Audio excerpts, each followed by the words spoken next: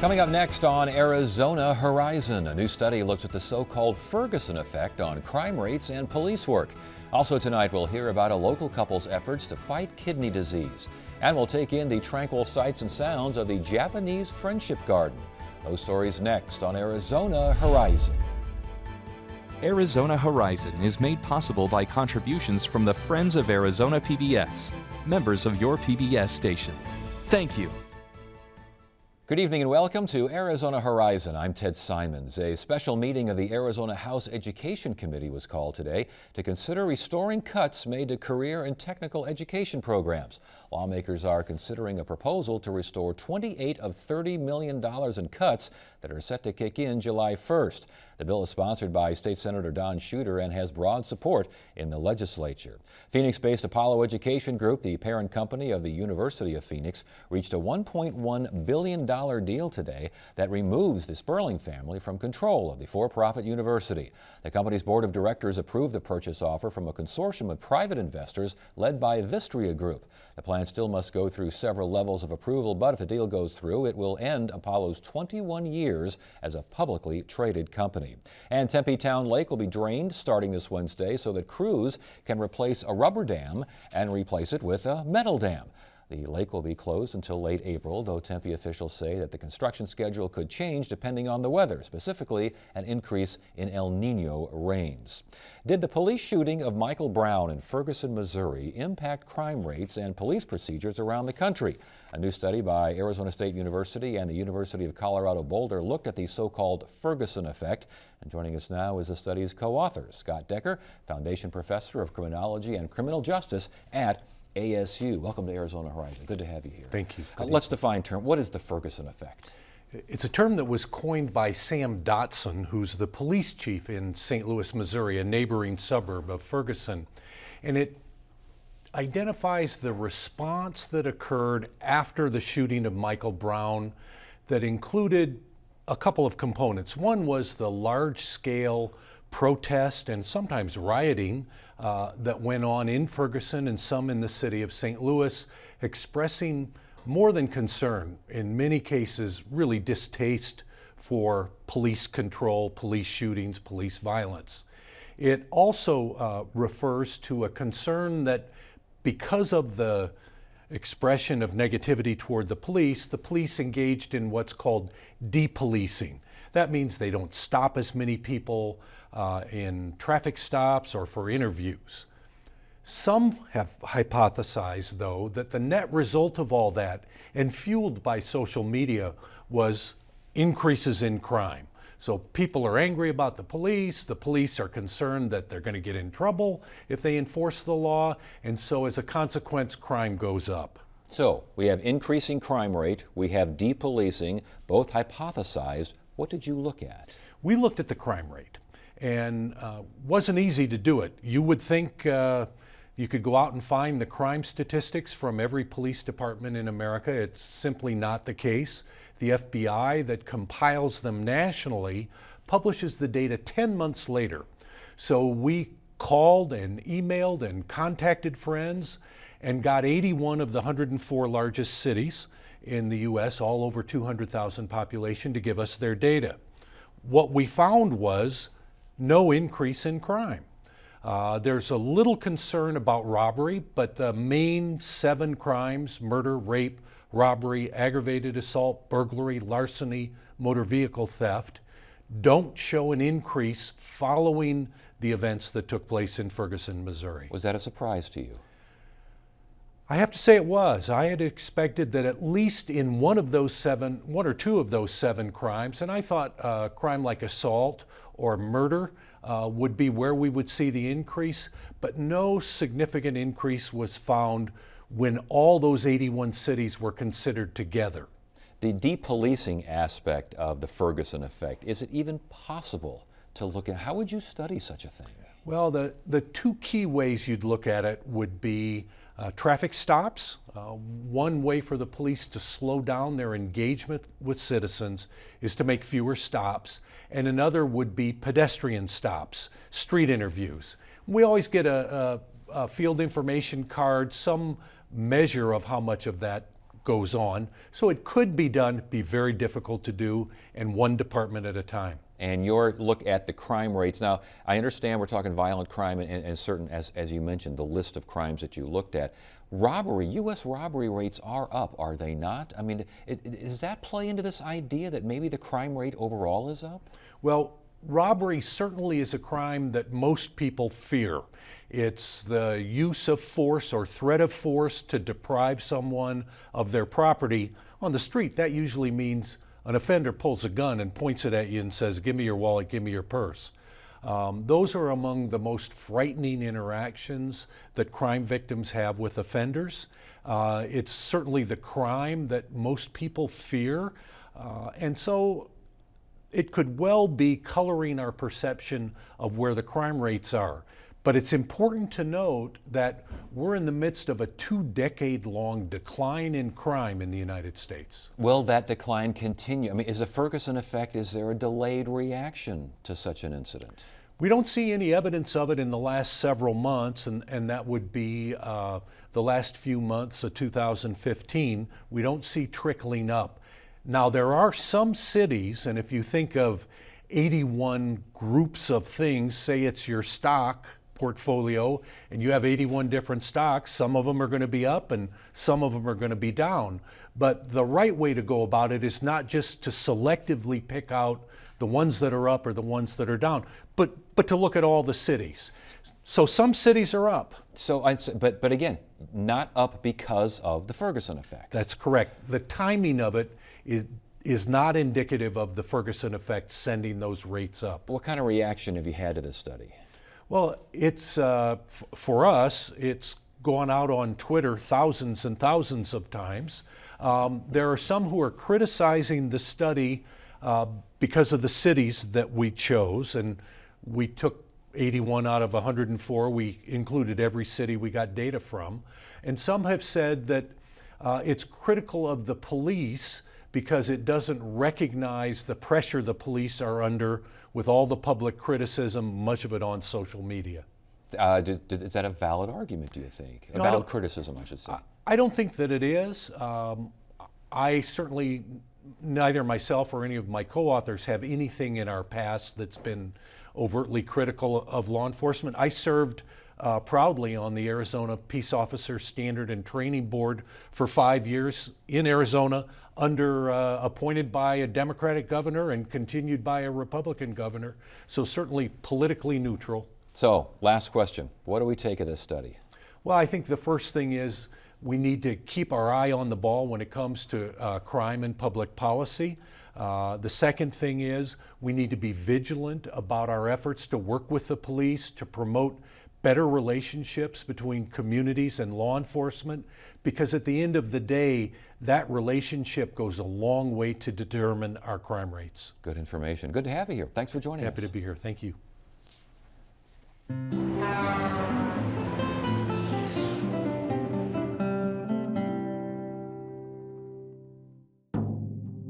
Along an isolated stretch of State Route 80 deep in southeast Arizona is a monument to one of the most important events in Arizona history.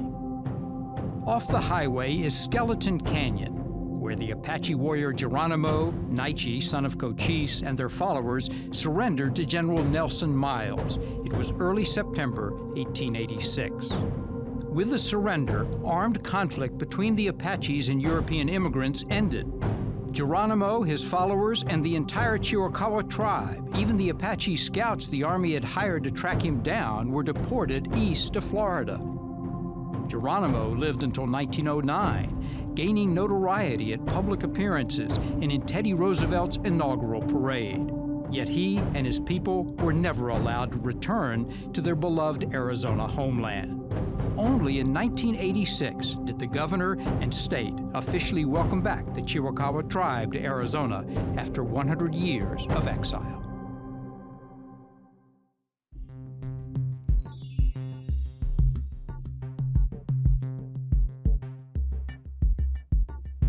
26 million Americans, or 1 in 9, have a chronic kidney disease, and many don't know it. That sobering statistic led Tempe native Annalyn Scott and her husband Raymond to start an organization called 1 in 9, which promotes kidney disease awareness and supports research into regenerative medicine. My son is 1 in 9. I'm 1 in 9. I was almost 1 in 9. I'm 1 in 9. I am 1 in 9. 1 in 9. That's 26 million Americans affected by kidney disease, and most don't even know it. I woke up one morning and my joints in my knee was so swollen I couldn't walk. I was pregnant and that I had headaches, and so they ran the test and found out that I did indeed have the polycystic kidney disease. As a result of the stroke, my kidneys shut down. Did not have any paralysis or anything, just my kidneys shut down. And if kidney disease does occur, life isn't over. With the different dialysis modalities we have, including doing dialysis at home, the patients really do end up living a fuller life. I've taken control of my health, and I think that's possible for everyone. A doctor who was treating my mother observed me, and indeed that saved my life. I have been a kidney dialysis patient for 17 years. I have to be there for my wife and my children. I have dreams of seeing my wife and I together at 80 years old. Joining us now to discuss kidney disease research and prevention is Annalyn Scott, founder and CEO of 1 in 9, and her husband Raymond Scott, who can talk firsthand about kidney disease. Good to have you both here. Thanks for joining us. Thanks for having me. 1 in 9, that many folks have kidney disease?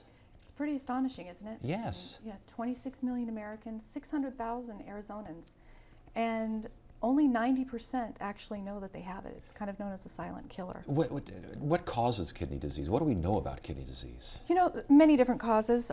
Number one factor and leading cause of kidney disease and kidney failure is diabetes. Second leading cause is high blood pressure, which is actually what claimed my husband's kidneys nearly 18 years ago. Other factors such as lupus, extended use of ibuprofen and some over-the-counter medicine as well, just to name a few. Are there signs? Are there symptoms? Is some sort of signal that, hey, something's not working, something's not right here? Usually, most people don't recognize the signs or symptoms until it's too late, when the disease has already progressed or when they're at need for dialysis. Did you know that something was wrong? How long ago? 17, 18 years? What was it?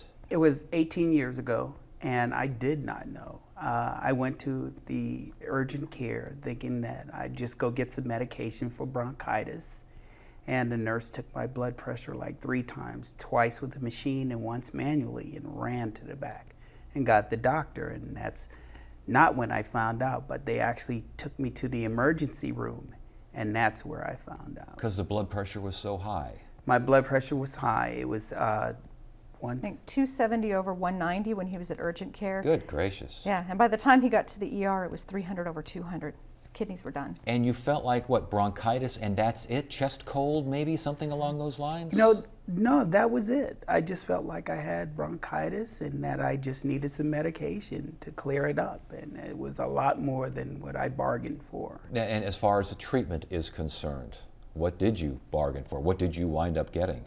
I actually started on peritoneal dialysis. What does that mean? But peritoneal dialysis is where you put dialysate in the peritoneum cavity, and as you walk around or your daily functions, it through osmosis, the dialysis occurs, and you actually change out the fluid every once in a while. But I also have done, I've had a kidney transplant, and I've done home hemodialysis, which I'm doing right now, in fact. Are these traditional, common types of treatment here? And has the treatment changed from when you were first 18 some odd? Something must have gotten better in 18 years. Yeah, things definitely are improving in terms of even the kidney transplant rates, in terms of the medications have gotten better, so you can have a longer expectancy of that kidney to last. So I think right now they're saying probably about 10 to 15 years. His brother had donated a kidney to him, and we were fortunate that it did last for 5 years, so it gave him a new lease on life. And after that failed and rejected, he went back on hemodialysis, which is in-center. Typically, patients will go in 3 days a week for about 3 to 4 hours each treatment, just depending on what their needs require. And over the last 2 years, we have been doing his dialysis from home. I don't have a nursing background at all, but I administer his treatments 5 days a week, close to 3 hours per treatment, which gives him more flexibility. No kidding, I'm sure. Doing it more frequently also is better on his heart, is better on his body altogether, so he has more energy, in fact, and more flexibility. So we just completed treatment before coming here today. Wow. And first of all, how do you feel? How you doing? I feel very good. Very good, and I'm doing really well at this home hemodialysis, yes. And in the years since you've been dealing with this, you have seen improvements in treatment, improvements, I would imagine, in prevention, in diagnosis, the whole 9 yards. Oh yes, definitely. And is that what 1 in 9 is all about, to get people to, what is 1 in 9 all about, this program? My wife could probably answer that better than All right, let's ask you, what is 1 in 9? What are we talking about here? So, just to kind of take a step back where this really started, we're advocates with the National Kidney Foundation of Arizona, and Raymond is going to be one of their celebrity star dancers with Dancing with the Stars Arizona, and that's going to be taking place here on February 20th at the Westin Kierland Resort. Ironically, I was just looking back through his medical records, and his kidneys failed on February 20th, 1998. So he's going to be dancing 18 years to the date since his failure. Wow. And so that inspired us, going back to when we learned that he was going to be a dancer. This is their 10-year anniversary, and he is the first dancer that's actively on dialysis. So it was exciting to us to be able to show people that kidney disease or dialysis doesn't have to be a death sentence, especially if here's a man that can be dancing, right, and be active. So with that,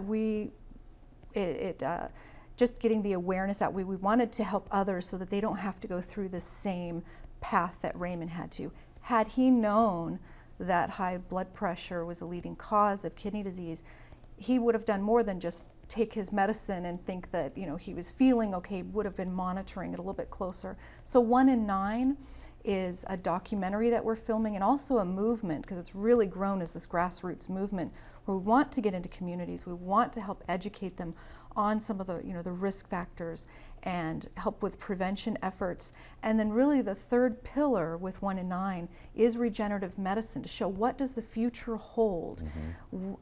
Just to give you an idea, they're doing some amazing things with stem cells, with 3D printers, where they would be able to use a patient's own stem cells to be able to have a kidney or heart transplant or other organ transplant using their own stem cells and not have to be on anti-rejection medication. And real quickly, you've got the 1 in 9 Roadshow. You're taking us across the country, aren't you? We are.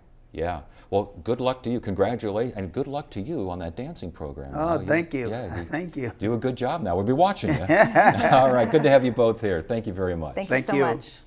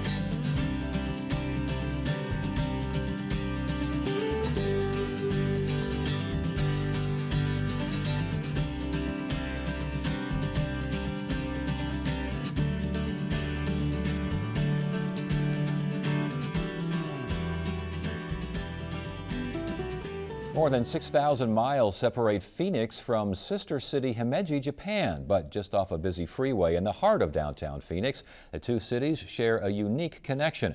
Producer Christina Estes and photographer Langston Fields take us to the Japanese Friendship Garden.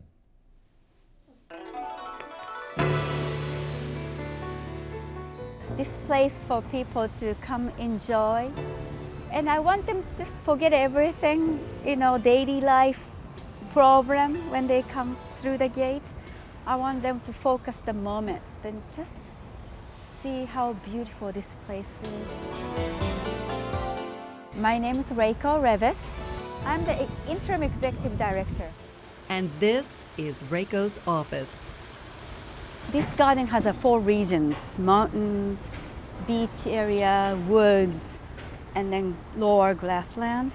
Each section represents the major types of terrain found in Japan. The idea to transform 3.5 acres of Sonoran desert into a lush display of Japanese culture came in 1987. The mayor of Himeji, Japan suggested or proposed idea to make a Japanese garden in Phoenix to cement our relationship between 2 cities. Reiko says more than 50 Japanese designers and landscape architects donated their time and knowledge. Over the years, they made several trips to Phoenix to better understand the climate and choose local materials. They traveled across the state to handpick 1,500 tons of rock and stone. Rocks in nature have a spirit. Rocks have a spirit of the God. So when we remove these rocks from the mountain to bring it to our garden or any garden in Japan, those gardeners or architects often told me that you have to be very thankful and respect to the nature to, giving them their spirit. We are removing their, home, these rocks home, and moving the rocks to our garden. So when we place these rocks in a garden, we have to be very careful, they say. You have to make sure that the rocks are placed to be in a place that they're happy to be. They were especially happy to find this piece, which resembles a turtle, a significant symbol in Japan. That means long life, longevity. So they like that shape. You could be standing in Payson, you could be standing in the high country in Arizona. That little stream just takes you away to another place. Della Colleen is the garden's curator. She manages more than 65 types of ground cover, shrubs, trees, and bamboo. We have 3 types of bamboo. We have a giant bamboo, golden bamboo, and a very beautiful bamboo called Alphonse Kerr, which is striped. Japanese gardens offer contrast through different shapes. So you will see shrubs that have been sheared into a typical Japanese style. We call that tamamono shrubs. You'll also see trees that have been sculpted in the traditional Japanese style, and we call those our specimen trees. And those are the layered trees. As you look around, you'll see very muted hues of green. You won't see many yellows, many oranges. That's very typical of a Japanese garden. Bridges are also typical. This one is curved like a Japanese drum, while another is zigzag-shaped, designed to encourage people to slow down physically and mentally. Hundreds of koi fill the pond in the center of the garden. 1 or 2 fish came from Himeji, Japan, and they were released when we had the grand opening day. The people of Himeji also contributed several lanterns and sculptures. This piece, called shachi, has become the garden's logo. The mythical half-tiger, half-fish have been used on the roofs of castles since the 15th century, including this castle in Himeji. In Japan, we use a lot of wood when you make a building, and then fire was the most fear people had. So by placing those fish on top of the castle, that people believe the fish will spit the water out of their mouths to, put the fire out. The Himeji Castle is known as the White Heron, and Phoenix is known for the mythological bird that never dies. Both make up the garden's official name. Ro is the Japanese word for heron, Ho is for the phoenix bird, and En is for garden.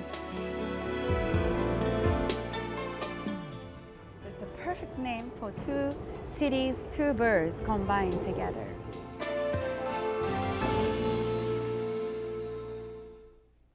The garden is also home to a traditional tea house that hosts a variety of authentic ceremonies. You can get more information at JapaneseFriendshipGarden.org. Tuesday on Arizona Horizon, a program that allows students to graduate high school at their own pace is celebrating its 5th anniversary, and we'll learn about Child Help, an organization that helps abused children. That's at 5:30 and 10 on the next Arizona Horizon. A reminder, if you want to watch tonight's program again, maybe see past programming or see what we have in store for the future, check us out, azpbs.org/horizon. That's azpbs.org/horizon. That's it for now. I'm Ted Simons. Thanks for joining us. You have a great evening.